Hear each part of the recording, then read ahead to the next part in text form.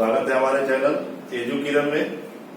इस समय अर्थव्यवस्था सीरीज चल रही है और इसके पहले हम लोग 5-6 टॉपिक्स पर चर्चा किए थे।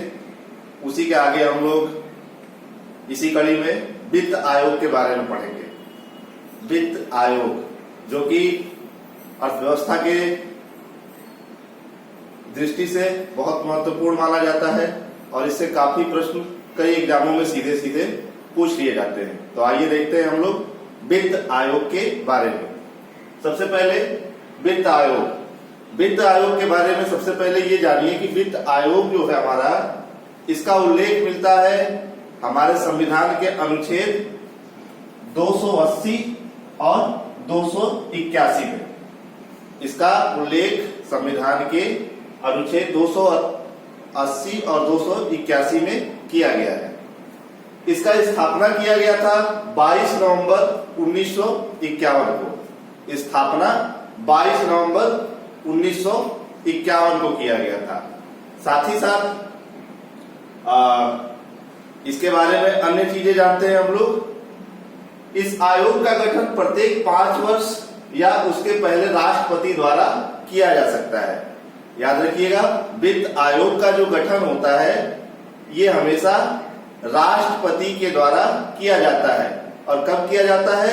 जब केंद्रीय मंत्रिमंडल की मंजूरी मिल जाती है। ठीक है। इसमें एक अध्यक्ष और 4 सदस्य होते हैं। ध्यान रखिएगा, टोटल कितने लोग होते हैं? 5 लोग, जिसमें एक अध्यक्ष होता है और 4 सदस्य होते हैं।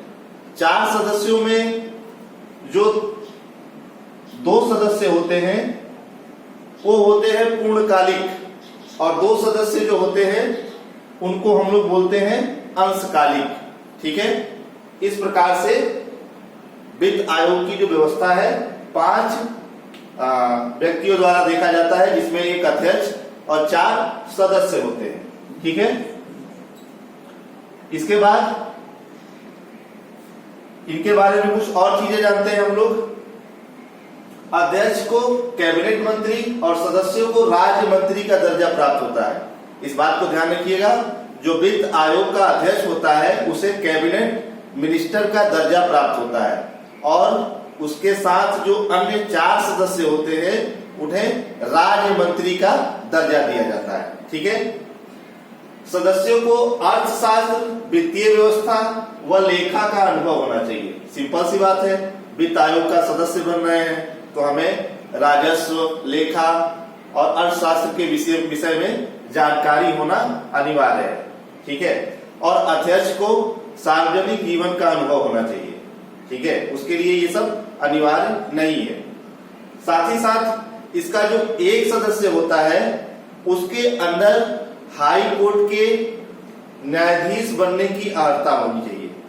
एक हाई कोर्ट की जो अर्हता होती है वो 4 में से एक सदस्य के पास होनी चाहिए। ये एकदम मस्ट है। ठीक है।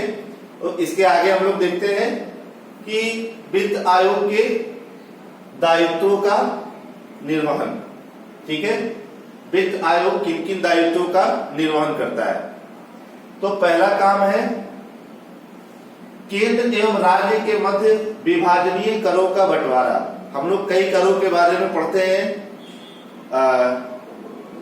जैसे आयकर हो गया, उत्पाद कर हो गया, ऐसे कर जिनकी वसूली केंद्र सरकार के द्वारा की जाती है। बाद में उन करों का बंटवारा किया जाता है केंद्र और राज्य के मध्य। तो ये सारा काम करता है हमारा वित्त आयोग। इस बात को ध्यान रखेंगे। दूसरा काम है केंद्र से राज्यों को मिलने वाले सहायता अनुदान के नियम निर्धारित करना। यह आप सबको पता है कि राज्यों को केंद्र की ओर से सहायता अनुदान विभिन्न कार्यों के लिए मिलता है। तो उसके लिए नियम, कानून और कायदे, ये सारी चीजों का निर्धारण वित्त आयोग के द्वारा किया जाता है। तीसरा काम है राष्ट्रपति के द्वारा समय समय पर सौंपे गए अन्य दायित्व। राष्ट्रपति इन कामों के अतिरिक्त कोई अन्य काम वित्त आयोग को सौंप देता है तो वित्त आयोग को करना पड़ेगा। ठीक है। इसके बाद चौथा है पंचायती राज वह स्थानीय शहरी निकायों को सहायता प्रदान करना। पंचायती राज और जैसे नगर निगम हो गया, शहरी निकाय जो है, इनको जो सहायता प्रदान करना होता है, इसको भी रिकमेंड वित्त आयोग के द्वारा किया जाता है। ठीक है, वित्त आयोग के अध्यक्ष एवं सदस्यों का कार्यकाल राष्ट्रपति द्वारा शपथ ग्रहण के साथ ही प्रारंभ हो जाता है। अब बात आती है कार्यकाल की, तो कार्यकाल बेसिकली 5 वर्ष का ही होता है। और ये कार्यकाल कब शुरू हो जाता है? जब राष्ट्रपति उसके अध्यक्ष और सदस्यों को शपथ दिला देता है। जिस दिन शपथ दिलाएगा उसी दिन से उसका कार्य प्रारंभ हो जाता है, कार्यकाल जो है प्रारंभ हो जाता है। और इसके बाद देखिए, जब वित्त आयोग अपनी फाइनल रिपोर्ट राष्ट्रपति को सौंप देता है वित्त आयोग से संबंधित, उसी दिन से उसका कार्यकाल समाप्त हो जाता है।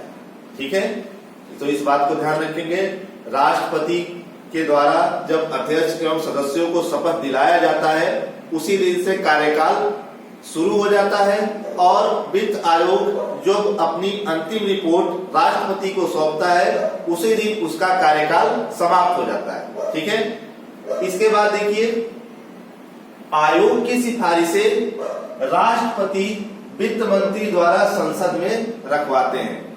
आयोग, वित्त आयोग जो सिफारिशें करता है वो वित्त मंत्री के द्वारा संसद भवन में रखा जाता है। ठीक है, संसद में विभिन्न प्रक्रिया होती है, उस पर चर्चा की जाती है, क्या जरूरतें हैं, ये सारी चीजों की चर्चा की जाती है। ठीक है, संसद से अनुमति मिलने के बाद बजट के माध्यम से इनका कार्यान्वयन किया जाता है। जिन जिन चीजों का वित्त आयोग सिफारिश करता है उसको राष्ट्रपति वित्त मंत्री के द्वारा संसद में रखवाते हैं और संसद से अनुमति मिलने के बाद बजट के माध्यम से इनका कार्यान्वयन किया जाता है। ठीक है, इसके बाद हम लोग देखेंगे, अब तक कुल 15 वित्त आयोगों का गठन किया जा चुका है। ठीक है, अब तक कुल 15 वित्त आयोगों का गठन किया जा चुका है। इसमें सबसे पहला वित्त आयोग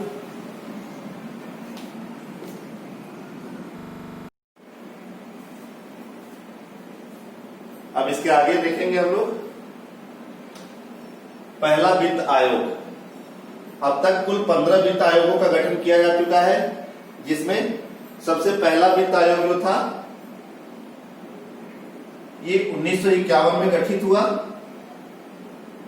और इसके अध्यक्ष बने केसी नियोगी। दूसरा वित्त आयोग के संथानम इसके अध्यक्ष थे। तीसरे वित्त आयोग के अध्यक्ष थे अशोक चंद्रा। चौथे के थे पीवी राजमन्नार। पांचवें वित्त आयोग के अध्यक्ष माने जाते हैं महावीर त्यागी।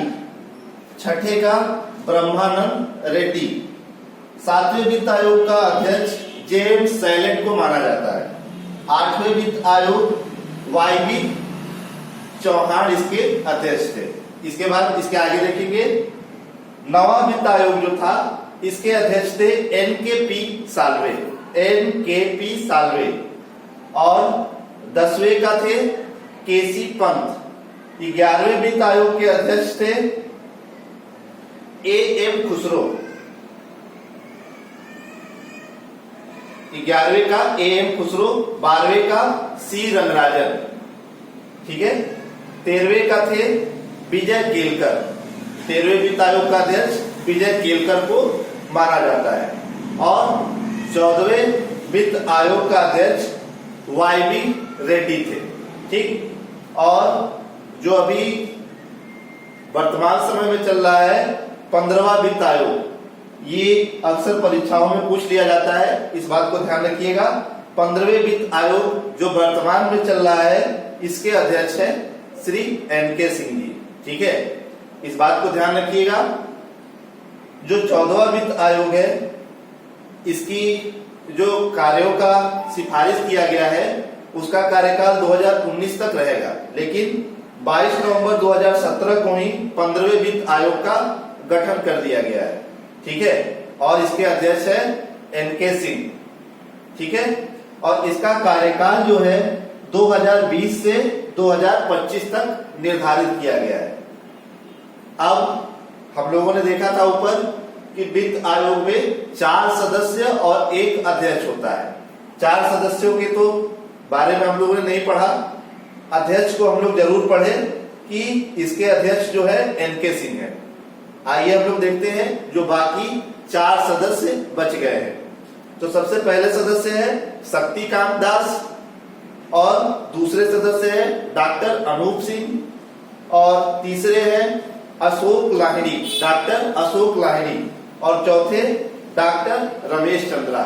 एक चीज हमने और बताया था कि जो 2 सदस्य होते हैं वो अंशकालिक होते हैं और 2 सदस्य जो होते हैं वो पूर्णकालिक होते हैं।